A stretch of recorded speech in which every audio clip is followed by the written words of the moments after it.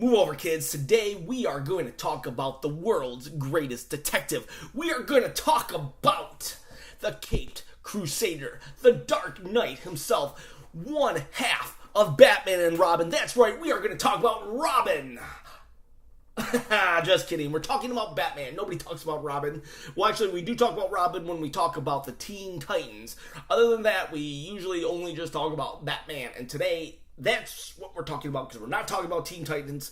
And if you do want to talk Teen Titans, watch the first cartoon series and not Teen Titans Go. Just forget Teen Titans Go altogether. That sucks. Same voice actors though, but not the same quality. And they purposely try to go different quality, but it doesn't matter. Let's get back to Batman, though. We're talking Batman, which is the greatest Batman of all time. There are actually lots of Batmans. The first Batman, movie was a serial with an S, not the...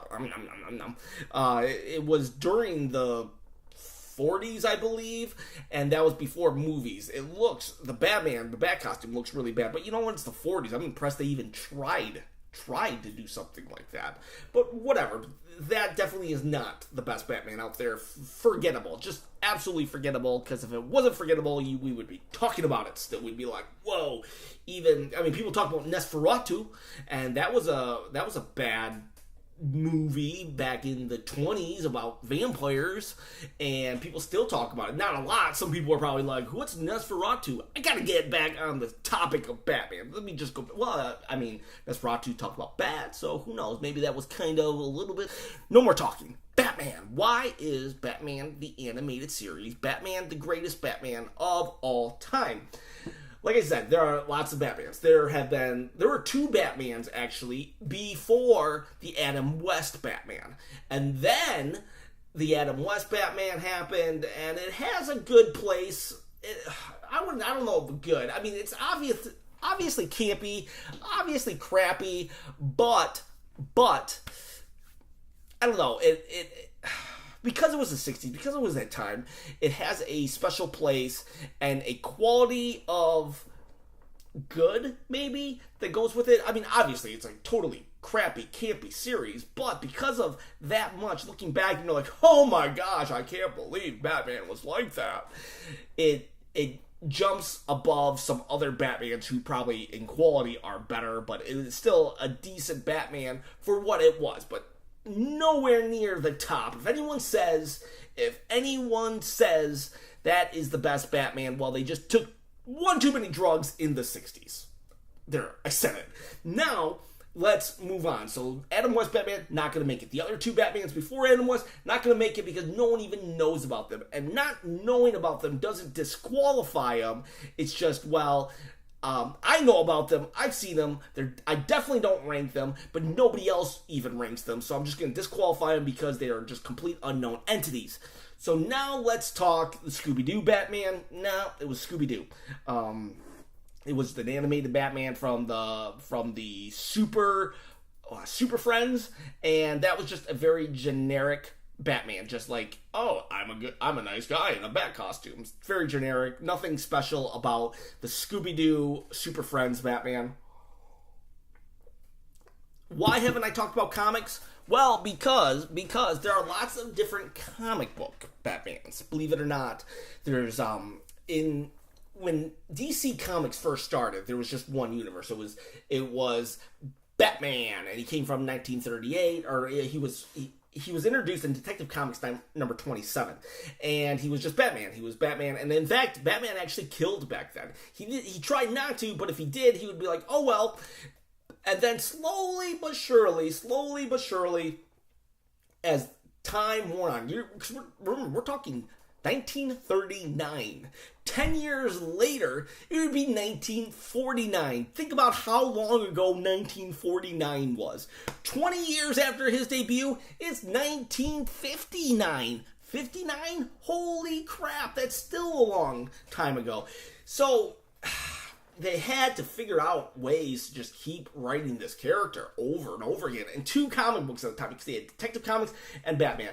And eventually, the other aspects of the DC universe started weighing in on Batman himself, because eventually they needed to explain why there were 2 Flashes. Coincidentally, I did not wear this shirt because I wanted to reference it, but I'm going to reference it now, and maybe it's because I'm wearing the shirt, but there were 2 Flashes. There was a Jay Garrick Flash from the Golden Age, also introduced around the time of the original Batman, 1940, I believe, maybe 1941. This Flash, though, had a silver helmet and wings on it, and more of a, a bomber jacket with a lightning bolt, giant lightning bolt. And then eventually, comics kind of died out, and only Superman and Batman still kept going. They kept the train going, and I guess you could say Shazam as well, or Captain Marvel, but not the Captain Marvel that's about to appear. This guy's name was Shazam, and not a chick. Definitely not a chick. Anyways, a boy, though. Then comics had a resurgence, and it was the Silver Age. But Batman and Superman were still going on. So what they did was they created a whole new Flash, this one right here. And so what they said was there were 2 worlds, Earth 1, Earth 2. And they were parallel worlds from multiple dimensions, or the multiverse. And basically, now you had 2 distinct persons, but Batman kept on going. It never stopped. So how do you explain that this Batman could have been with both, but those 2 are on 2 different dimensions, 2 different worlds? So they explained it just saying, well, there was 2 Batmans actually. One was a Golden Age Batman, one was a Silver Age Batman. So boom, now you have multiple Batmans from the comics. And then the DC just went crazy, and there was like Earth X, Earth 3, Earth B, Earth this, Earth that. Lots of Earths.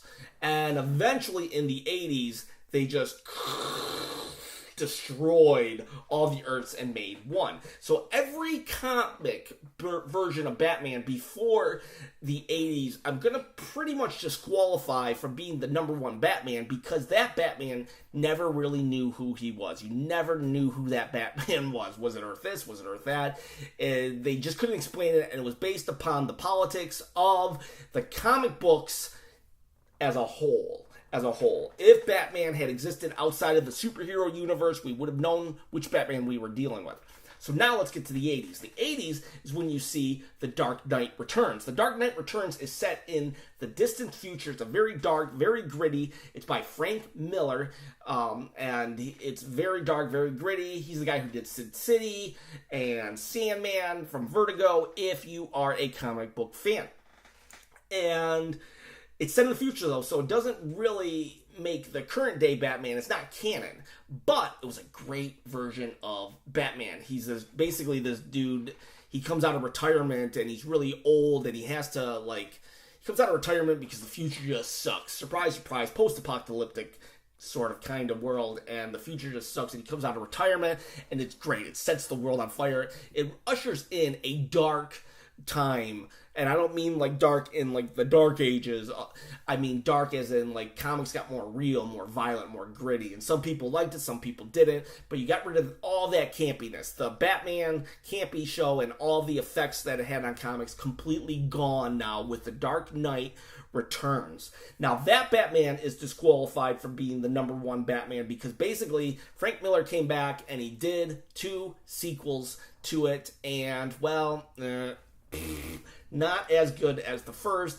And I get it, usually things aren't as good as the first, but I don't know, the third one really kind of put a bad taste in my mouth and kind of tainted the legacy of The Dark Knight Returns. And let's just say we're still gonna say, oh, maybe that should be still considered because it was so good, and the history, the legacy. But really, it was just 4 issues. So 4 issues, anybody can make a really good Batman story, but can you make it ongoing?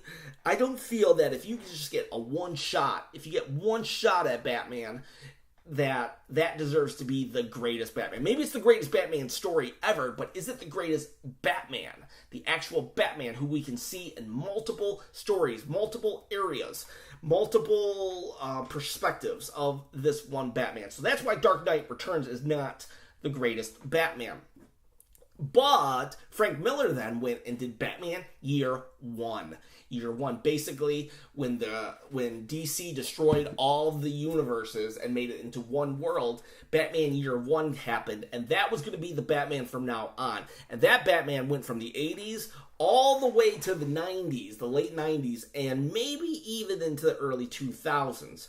And that, to me, was the greatest period of Batman. Now, granted, I have not read every single Batman. I have not read any of the Batmans from the 40s, except for maybe a random issue here and there. But for the most part, so can I say that the 80s to 90s Batman is the greatest of all time? I don't know. Maybe I can't, because I haven't read all 1,000 issues of Batman and 1,000 issues of Detective Comics. However, I am going to still say that was the greatest period of time for the comic books Batman. He was dark, gritty. He didn't want help. He didn't want anybody but himself. Reluctantly, he would choose sidekicks. One sidekick died even. One Robin died, and then it was even harder for him to get another sidekick. This was the period of time where his back was broken by Bane, and to me, the Nightfall series, basically this new villain comes, his name is Bane. He wants to break Batman just to prove basically that he is better than him. He had a fear of bats and just wanted to say, get over his fear. It was awesome. He broke out every inmate in Arkham Asylum, and then when Batman was at his weakest point, he shows up in the Batcave and breaks him in half. Literally snaps his back. And to me, the greatest Batman story of all time. It showed so much of Batman. And granted, I did not like what followed up. I was not a big fan of the Azrael Batman. Let's not even get into him. He's definitely not the best Batman.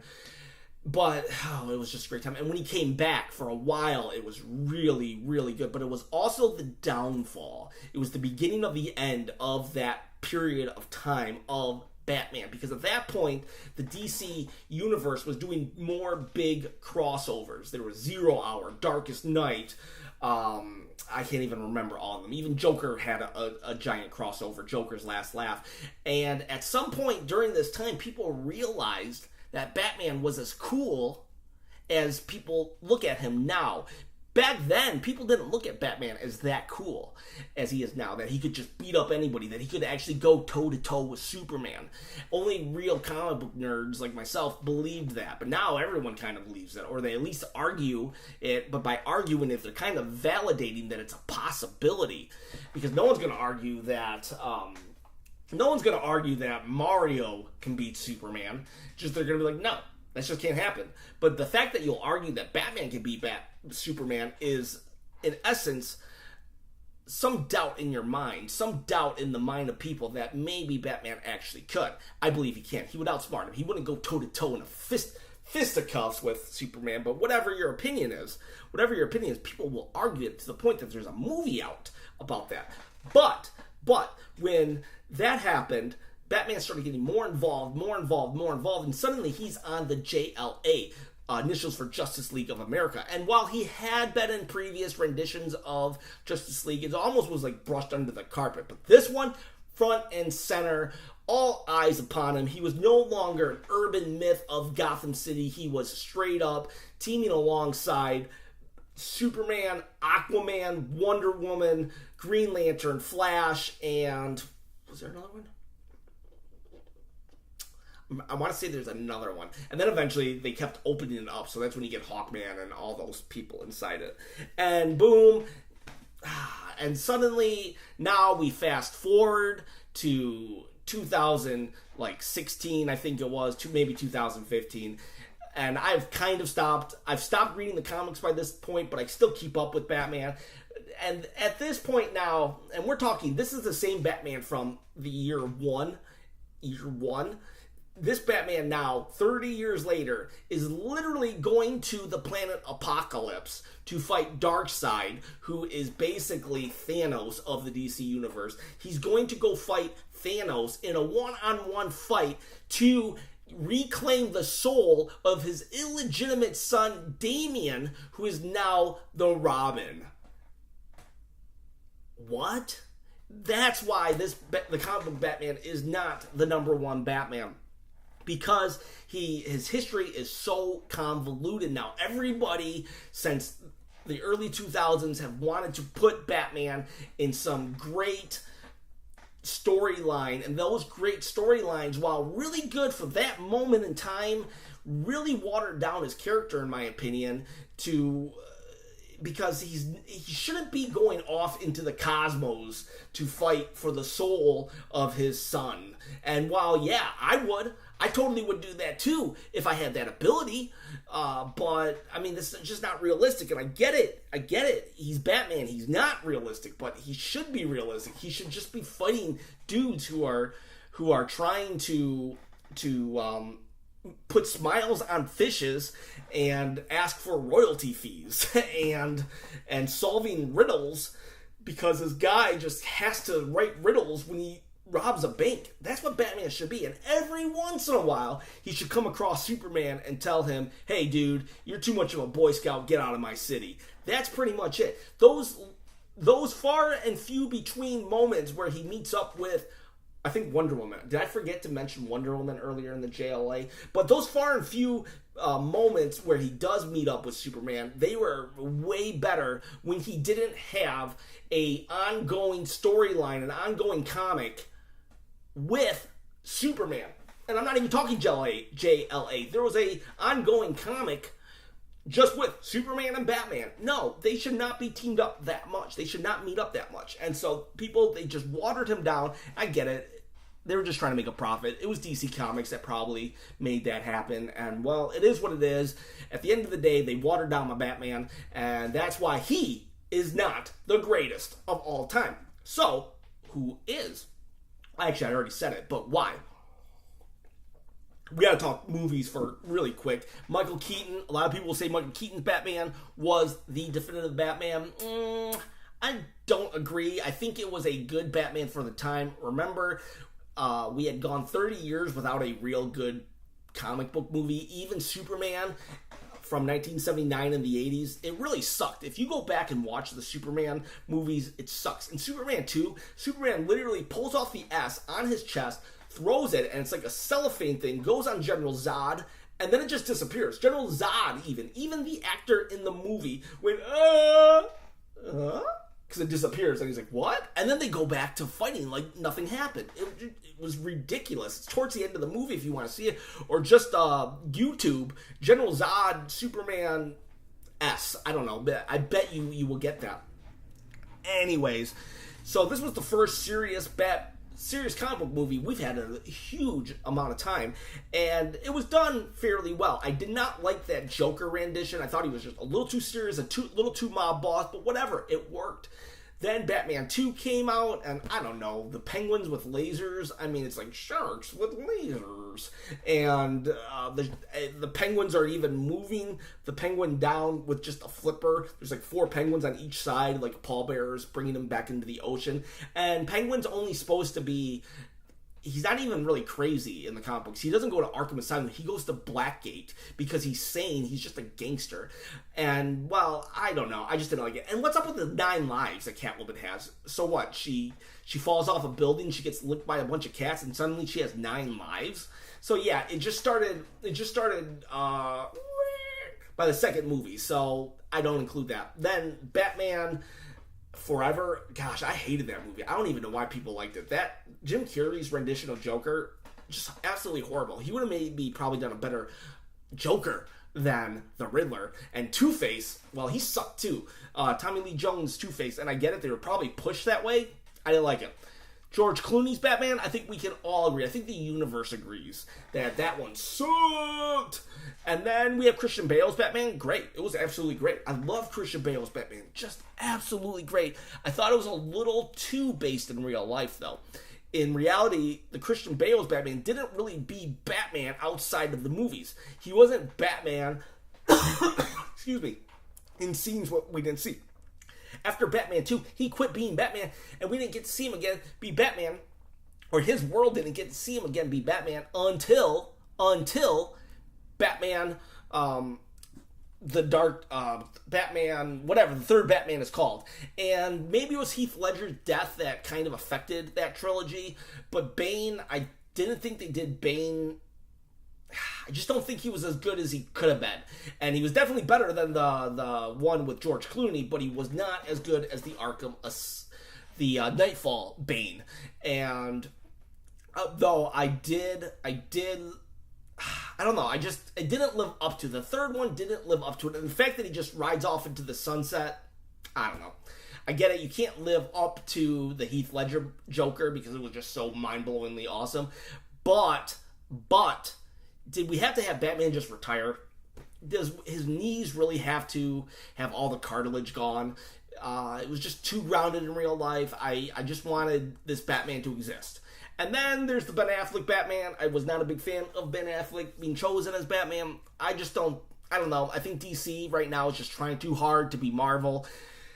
And it sucks because comic book wise and cartoon wise, animated wise, DC has a leg up on Marvel, but Marvel is just, when it comes to movies, they are just firing on all cylinders, and they just try too hard to do something different and at the same time the same. I think too many cooks in the kitchen probably affected the Justice League universe, the movie universe, and that Batman is just missing what it takes to be great Batman. So now we'll talk the animated series Batman. There's a couple. There's The Batman, which is the first couple years of Batman. It was okay, but I thought it was just trying a little too hard to be different. I get it why they wanted to be different, though. You don't want to be compared to Batman the Animated Series. So it tried. It didn't work. Batman the Brave and the Bold. It's a campy Batman, but not a campy Batman. It wasn't so campy that it falls in the Adam West category, but it wasn't, and it was just campy enough. It was kind of like 70s kid campy, but still good. So Batman the Brave and the Bold is a great show to watch, but it still doesn't make it. So now let's talk Batman the Animated Series. The Batman the Animated Series is the greatest Batman of all time because I feel that it captures the essence of the good part of every single Batman. Everything that was good. I am sweating. I usually don't do videos this long.